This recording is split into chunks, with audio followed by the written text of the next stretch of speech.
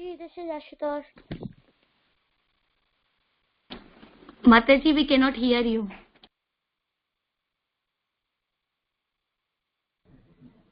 Hare Krishna, Ashutosh. Thank you so much for joining. Hare Krishna, Vinaya Mataji. Thank you so much for joining. Stop. Hare Krishna, Vrinda Devidasi. Welcome to the call. Who else do we have on the call today? Hare Krishna Mataji, this is Krishna. Hare Krishna, Krishna. Welcome to the call. We also have Aditya and Varun. Okay, Aditya and Varun are muted. So I welcome everyone to yet another session of Bhagavad Gita as it is. And I am back after a long break. Welcome back, Mataji. Big Hari Bol. Hari Bol. Thank you so much. So you must have all learned a lot of verses in this period. And so let's continue from where Sarojanandri Mataji and Lalitangi Mataji left. Okay, so we'll be continuing from chapter 4, verse number 7 onwards. The important verses of Bhagavad Gita as it is. Okay. Can we have one volunteer do the prayers, please?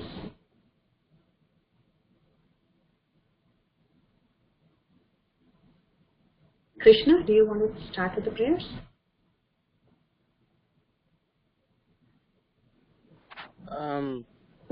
Okay, I'll try. Om Ajnanatimirandasya Jananjana Sakalaya Kakshur Umnitam Yena Tasmai Shri Gurudev Namah Nama Om Vishnupadaya Krishna Prishthaya Bhutale Srimate Bhakti Vedanta Swami Iti Namine Namaste Saraswate Deve Gauravani Pracharine Nirvishesha Shunyavadi Paschatya Deshitarine Jai Shri Krishna Chaitanya Prabhu Nityananda Shirvata Gadadhara Shivasadi Gaur Bhaktivinoda. Hare Krishna, Krishna Krishna, Hare Hare, Hare Rama, Rama Rama, Hare Hare. Thank you so much, Krishna. It was very nice. So we have learned a lot of verses, and anyone wants to recite the previous verse that you learned, which is 4.6? Hari Bol, yes, go ahead. Vrinda. Yes, Vrinda. Ajo. Ajo adi avya. Ajo api san. Avyayatma bhutani. Ishwar. Yodisan. Prakusen samadasaya. Sambhava. Malaya. Thank you, Preethi Vilasini. I'm happy. Thank you, Vrinda Devi. I am also very happy. You chanted so nicely. Thank you. Anyone else who would like to try any of these verses of your choice? Hare Krishna Mataji, can I do 4.2? Yes, Asra. Okay. Evam parampara praptam imam rajashayo vidu sakalaneha mahata yoganashta parantapam. Very nice. Thank you so much. Thank you so much, Asra. That was very good. Anyone else who's on the call would like to try some Hare verses? Krishna Mataji, this is Advait. Advait. Is that correct?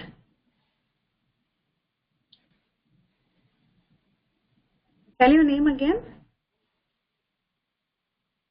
Hare Krishna. Hare Krishna. My name is Advait. Oh, very nice. How long have you been joining the call? My second time in Oh, this very group. good. Very good. Okay, would you like to chant any of these verses that you have learned? Any Bhagavad Gita verse is fine. Would you like to try any of the verses? I know Dehinosmin and Matas Parshastu. Okay, you can say Dehinosmin. Dehinosmin yata de kamalam yovanam jala yata de anjala paptil jalastatvanamuyati. Very good, Advait. Excellent. Good job. Hare Krishna Mataji, can I do Dehinosmin? Yes, you can. Dehinosmin yata dehe kaumaram yaunam jara tata dehantara praptir dhirastatra namuyati. Very good, Can I do Ashutosh. yada yada hi dharmasya? Yeah. And so that's something we're going to learn today, right? Is it? So can I say it? Okay, say it. Say it. Yada yada hi dharmasya glanirvati bharata abhyuttanam dharmasya tadatnanam miham. Very good, Ashutosh. Very good, very good. We're going to learn that. Can I do 2.45? Yes, is this Aditya or Varun? Varun. Varun, go ahead. Vaigunya Vishaya Veda, Vaigunya Varjuna, Niryoga Nirdvando, Nitya Sattvasto, Niryoga Kshema Atmavan. Very good. Very good. Very good, recite. Who's next?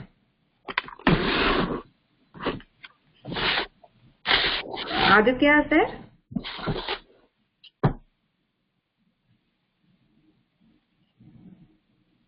Okay. Well, Anmol joined, right? Anmol, do you want to try any of the verses? Hare Krishna Mataji, can I say 2.41? Yes.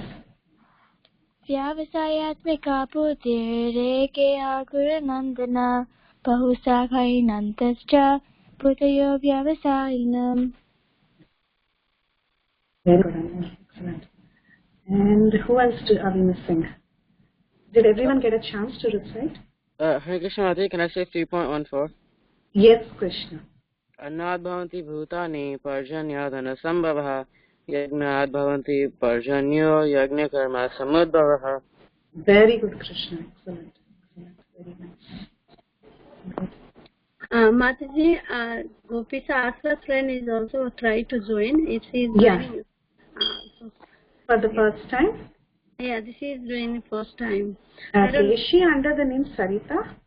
No, she is. Her name is Gopisa Mataji. Okay. You can ask. Gopisha, are you there on the call? I think someone is muted. Can you unmute yourself?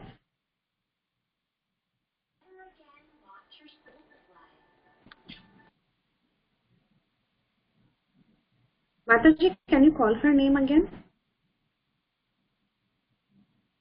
Yeah, Gopisa, I don't think so. I didn't. Gopisa, are you there? Mataji, she's going to join since there's a little problem.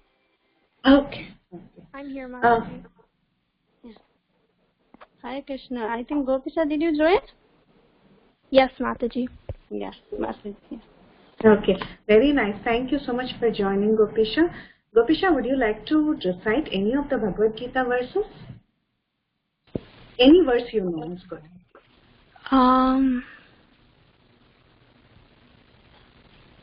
I think I'll do it next time, Mataji. Okay, no problem. No problem. Thank you so much for joining the call. Okay, so did we cover everyone? Did everyone get a chance to recite? Okay, so then we'll move on. And we'll move on to today's verse. Today's verse is a very, very popular verse. I think everybody knows this verse. It's extremely popular. It's one of the easiest verses in Bhagavad Gita. And it speaks about the advent of the Lord. Okay? So please repeat after me. Yada yada hi dharmasya Yada yada dharmasya glanirbhavati bharata abhyutthanam adharmasya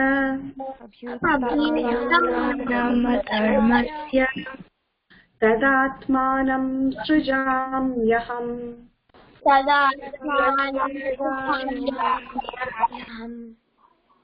Okay, once more. Yada yada hi dharmasya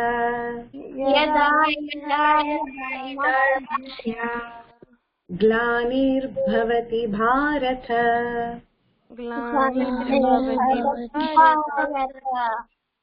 abhyutthanam adharmasya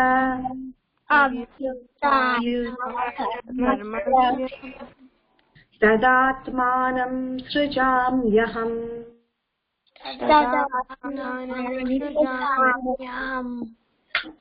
यदा यदा हि धर्मस्य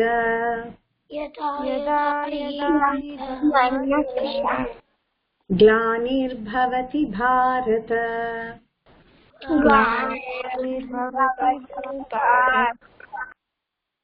अभ्युत्थानम् अधर्मस्य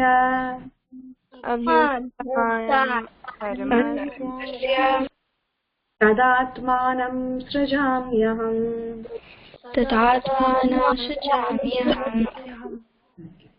यदा यदा हि धर्मस्य यदा यदा हि धर्मस्य यदा यदा हि धर्मस्य ग्लानिर्भवति Bharat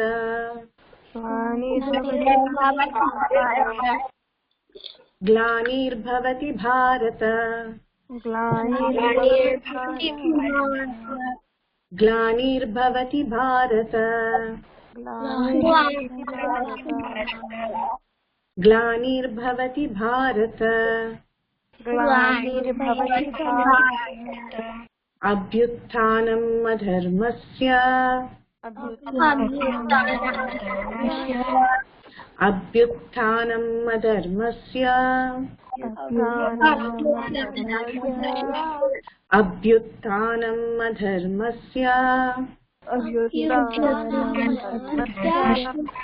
तदात्मानं सृजाम्यहम् तदात्मानं सृजाम्यहम् तदात्मानं सृजाम्यहम् We will do the entire verse and then you repeat after me. यदा यदा हि धर्मस्य ग्लानिर्भवति भारत अभ्युत्थानम् अधर्मस्य तदात्मानं सृजाम्यहम् यदा यदा भवति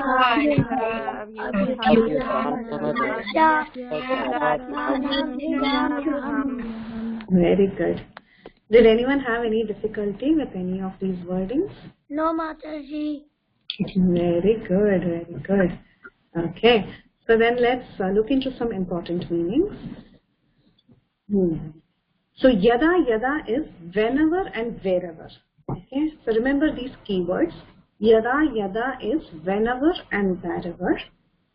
And remember the word dharmasya. Okay, so dharma, anyone knows what is dharma? religious. Yeah, religious practices, yes. So that is dharma. Srijamyaham. Okay, Krishna says Srijamyaham. Srijami means to manifest. Okay, it is not to be born, rather it is to just appear or manifest. Okay, so remember these key words and we will understand what this verse is all about using these different keywords. I'll read the translation, please repeat after me.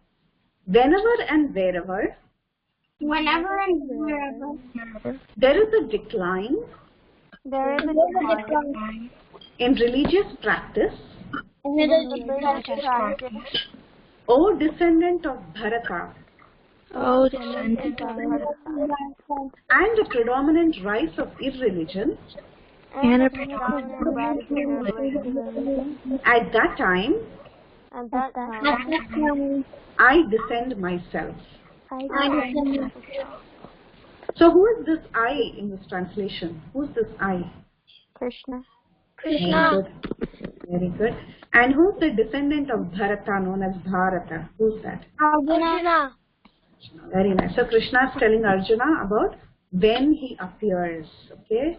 Why he appears, when he appears. So that is the verse that we are going to look at today. So the descent of the Lord. Interesting. Okay. So in your previous, in the previous verse that you learned, Ajopi son, right? That was the previous verse you learned. So you saw that the Lord's birth is transcendental. Transcendental means it's not something material, it is something that is spiritual, and the Lord appears. He doesn't take birth like how we all do. Okay? So the Lord appears in a self-same body. For us, we are different. Our body is different and our soul is different. At the time of birth, we take a new body. This is the very first lesson in Bhagavad Gita that we read. So in the second chapter of the Bhagavad Gita, we went in elaborate detail about the fact that we are not this body, but we are soul. So every time there is a birth, we take on a new body. That is what we have learned. So what about Krishna? When Krishna appears, can you say the soul different from the body? No. No, right? So Krishna is Krishna. He is God. He himself appears in his transcendental body. It is not a material body like how we all have. Right? So that is what we saw in the previous session. In the previous verse, that fact was established. Krishna's birth is transcendental. Rather, we cannot even call it birth. He appears or he manifests himself. So that's why specifically in this verse, we saw the word Srijami. Krishna is saying, I'm not born like you. I'm born, or rather I appear. He says, Srijamyaham. I manifest myself through my own will. I decide I want to come, so therefore I manifest myself. So that is what Krishna says. Let me see. I can hear some noise. So make sure you're muted.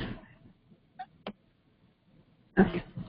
So Krishna, he just descends or he appears in his transcendental body. So that's how Krishna appears in this world. And it is different from what we do. For us, we all have karma, we undergo so many problems, and because of karma and desire, we take birth. But whereas Krishna, when he decides, he wants, he wishes, he just appears. Okay? So that's the difference between Krishna and us. We have already seen that in the previous session. Now, this verse specifically talks about when and why he appears. Why should Krishna appear, right? We saw how he appeared. He appeared by his own will in his transcendental body. Now the question is, why should Krishna appear and when does he appear or when does he manifest? So for this question, Krishna is telling us whenever and wherever it is needed, wherever it is needed, what is needed, when there is a decline in religious principles or dharma and a predominant rise in the irreligion or adharma, at that time I myself appear in my transcendental body. This is what Krishna is saying. So we saw in the translation, dharma is translated as religious practice. So when we say religious practice, does it mean some kind of faith like Christianity or the Vedic Hinduism or Judaism? Does it mean some kind of faith when we say dharma? Anyone can answer?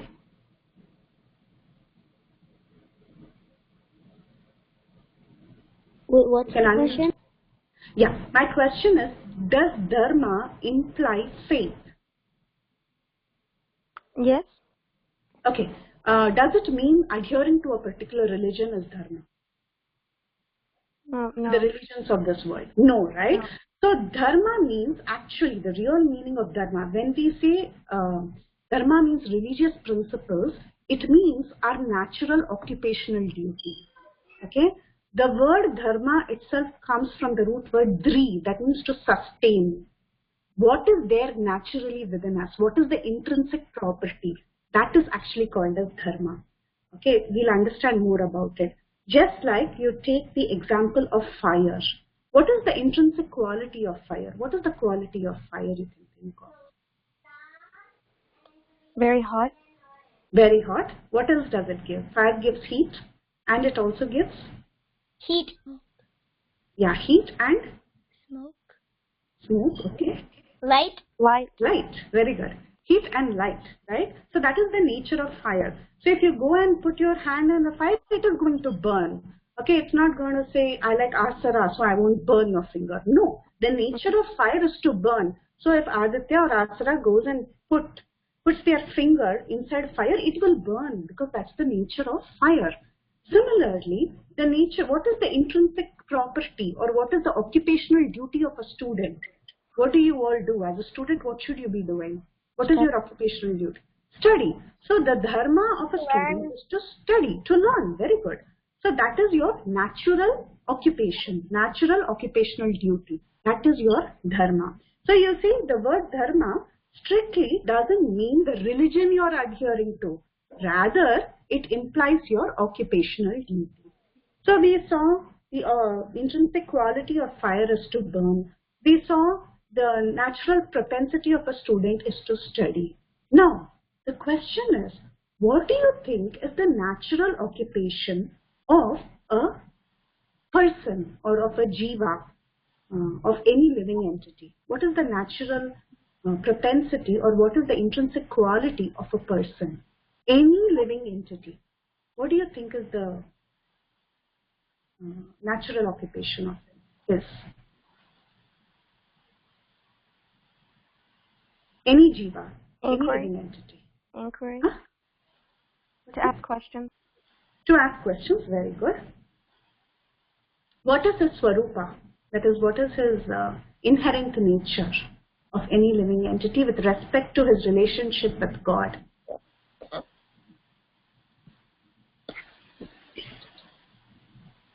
How are we related to God? We are part and parcel. Very good. We are part and parcel. Very nice answer. Anyone else wants to elaborate on that? We are his servant. We are his servants. Very good. That's the perfect answer. So the natural quality of any living entity is to serve God. Okay, that is our natural property that we have within us. So therefore, the topmost dharma we saw is occupational duty, what you're naturally supposed to do. The topmost dharma for any person is to actually engage in the service of the Lord. That is called as devotional service. So topmost dharma is engaging in devotional service. That is the topmost, according to all religious principles. Okay? So now we saw what is dharma, and we saw that the Lord comes whenever and wherever there is a decline in the principles of dharma. So whenever religiosity in that sense, in the meaning, religiosity in the meaning of we forgetting our relationship with God, okay? When such a problem comes, then dharma reduces. When there is a problem, at that time, Krishna himself appears to take care of the situation personally. Okay? So that is what he's trying to tell in this verse. So think of any gadget you have at home. Supposing you have a television at home, you have purchased a new television, or maybe you have purchased a new oven. Okay?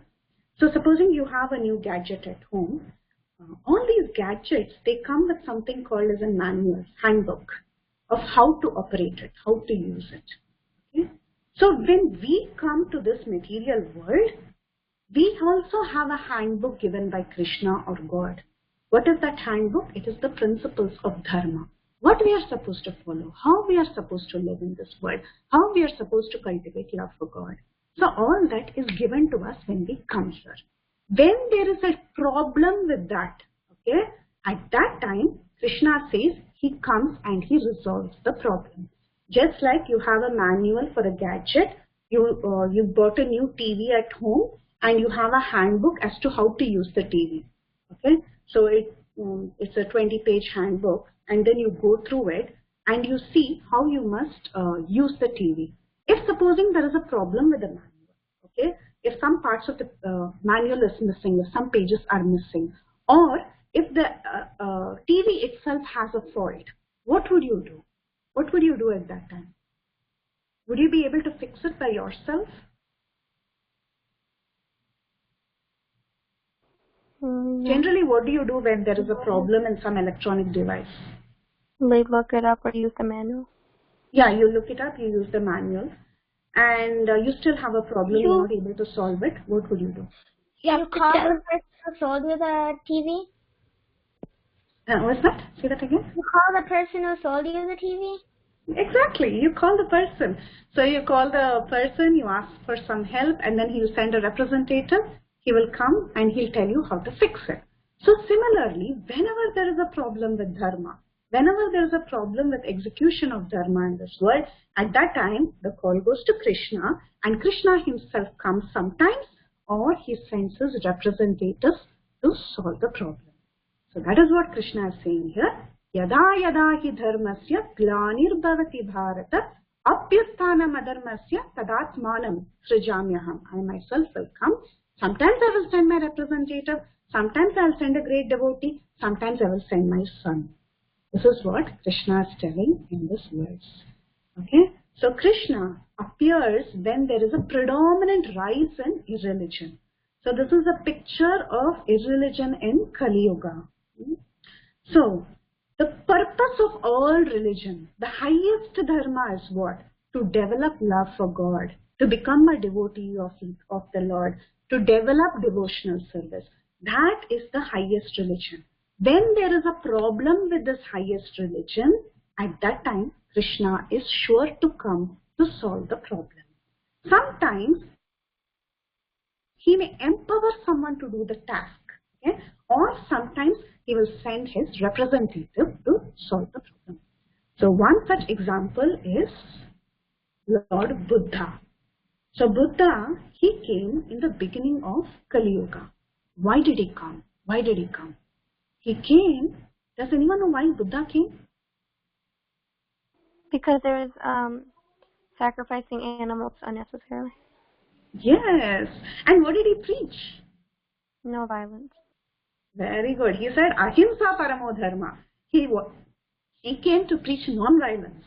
And why did he have to come at that time? Because in the beginning of Kali Yuga, it so happened that a lot of people were misusing the Vedas. In the name of following the Vedas, they were killing a lot of animals. A lot of animal sacrifice was going on. To stop that, religious principles was falling down. There was a huge crisis. There was a big problem. So Krishna had to solve the problem. So therefore, he came as Buddha to solve the problem, and he preached non-violence. He said, all of you should follow non-violence. And looking at him, looking at his preachings, a lot of people stopped killing animals. Okay, so like that, whenever there is a predominant rise, now one may say, okay, even now I see so many problems around me. Why is Krishna not coming? People ask this question. So Krishna himself comes when there is a predominant rise of irreligion. Otherwise, he will send his representatives to solve the problem. Or he will empower someone to go and preach proper religion and set right the problem. Okay? Now, when we say Krishna appears, he says, I myself appear. It means different things. Krishna himself can descend. You see this picture here, you see the original personality, Krishna. Does anyone know how often does Krishna appear in a day of Brahma? Is it once? Yeah, he appears. Yeah, very good. He appears only once. Yeah, in several thousands of years, in millions of years, in one day of Brahma, Krishna appears only once. Okay? So there is a huge timeline when this original person Krishna appears. This first picture you see, this original two-handed form of Krishna, he just appeared recently. We are also fortunate that we have also taken birth at this time. He just appeared 5,000 years ago. Okay, that's very recent actually. Okay, so either Krishna comes or his incarnations come. There are so many incarnations of Krishna. Can anyone tell a few incarnations of Krishna? Madhava, Matsya,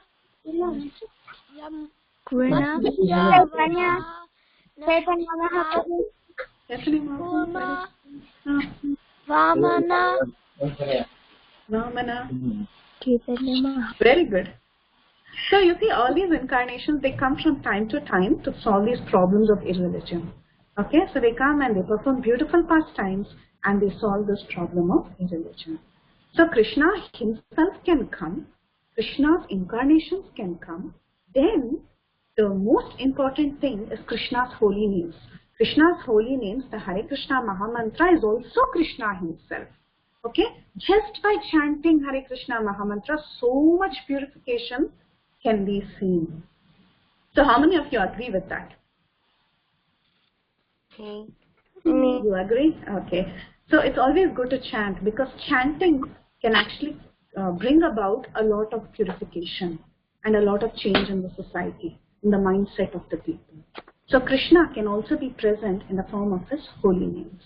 Another gift of Kali Yuga is, though Krishna is not present here amongst us, we have Srimad Bhagavatam.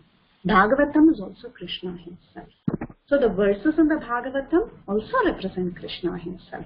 When you're reading Srimad Bhagavatam, you're constantly in touch with Krishna. Yeah? And not just this, Krishna also sends his powerful representatives to solve the problems. Can you mention some representative of Krishna who came and who preached religion and who set right irreligious principles? Chaitanya Mahaprabhu. Very good. Very, very good. Oh, Chaitanya Mahaprabhu is Krishna himself. Yes. Maybe some powerful representative, maybe a servant of God. Devotee of God. Prabhupada, very good. Very nice, Prabhupada. Can you mention the Son of God who came in the Western countries? Son of God. Who was the representative of the Lord? Jesus. Jesus Christ. Very nice.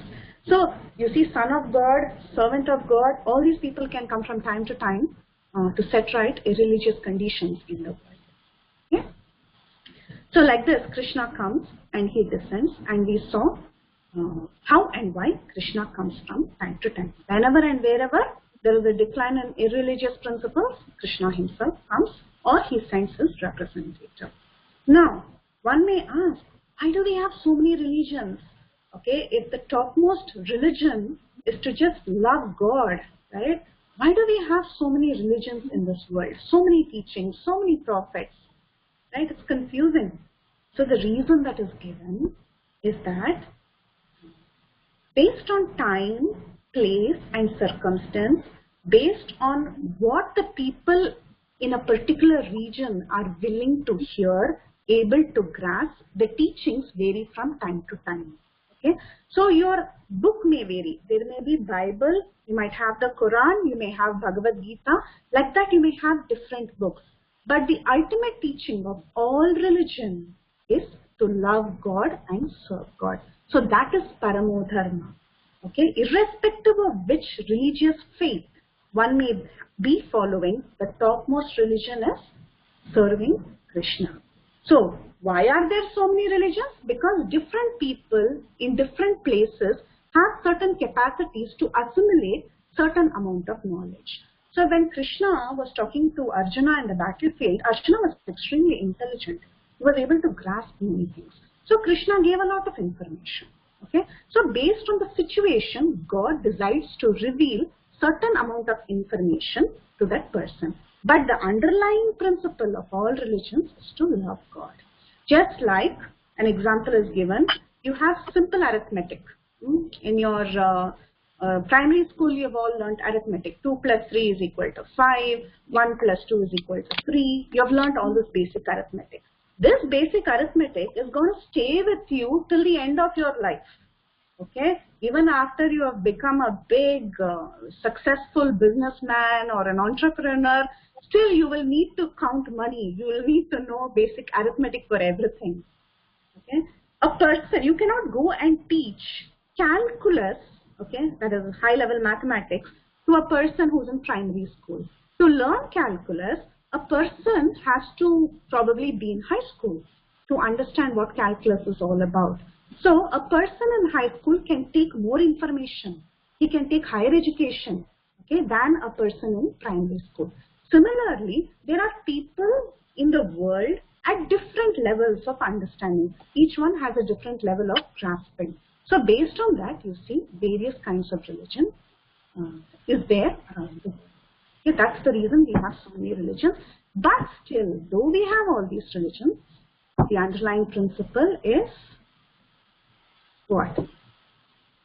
What's the underlying principle of all religions? How to reach God. Yes. The purpose of religion is to develop your love for Godhead, and that is real religion. Okay? When there is a problem with this, from time to time, the Lord descends or He sends His powerful representatives to set right this problem. Any questions?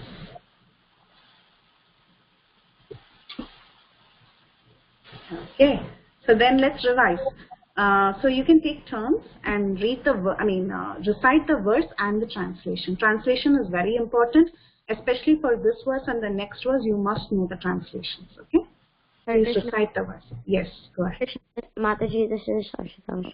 Yada yada dharmasya glanirvarti bharata abhyutanam dharmasya tadatmanam shrujamyaham.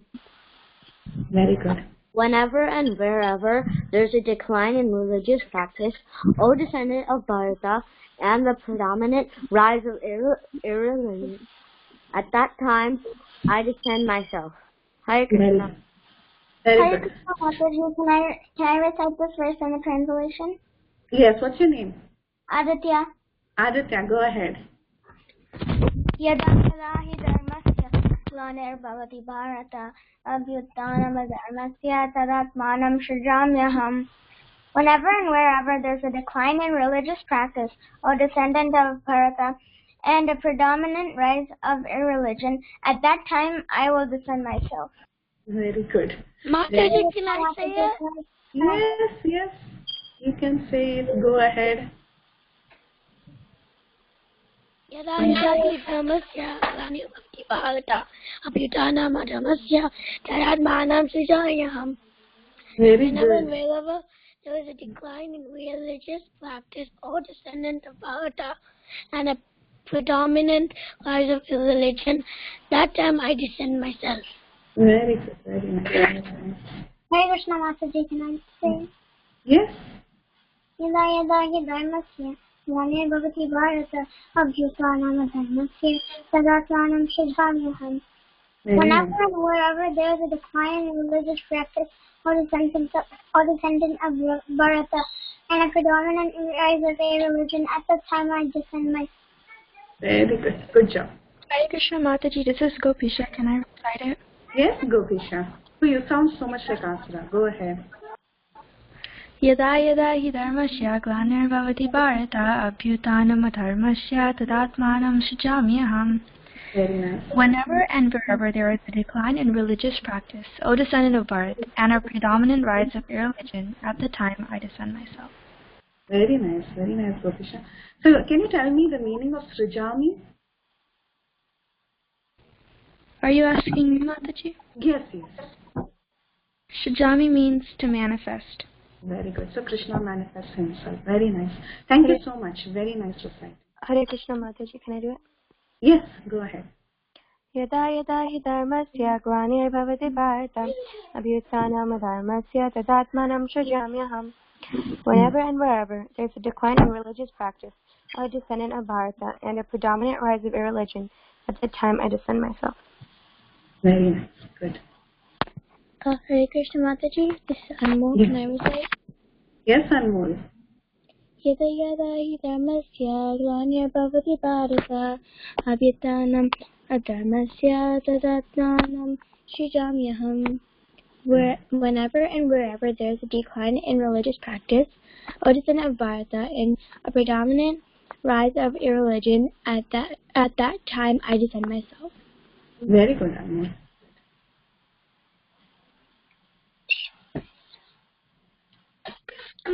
Yada yada hi dharmasya glanirvavati bharata abhyutanam dharmasya tadatmanam srijamyaham. Can you tell meaning? What happens? When people do bad job, Krishna come and teach them what is dharma. What is dharma? Yeah. What is dharma? So nice, Vrinda. Thank you so much for explaining. Very, very good. Thank you, Mata. Mataji. I know meaning. Very good. Good job. Anyone else is left?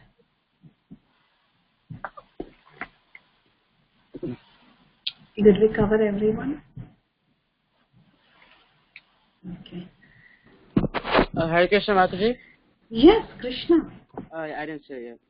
Yes, go ahead. यदा यदा हि धर्मस्य ग्लानिः भवति Bharat अभ्युत्थानमधर्मस्य तदात्मा Shrijamyaham. Whenever and wherever there is a decline in religious practice, O descendant of Bharata, and the predominant rise of irreligion, at that time I will descend myself. Very nice. So Krishna, in this verse, what is Atmanam?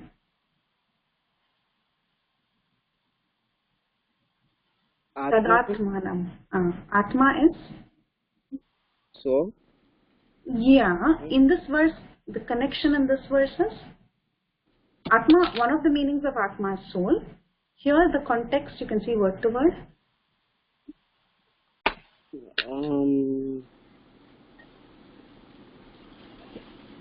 Here.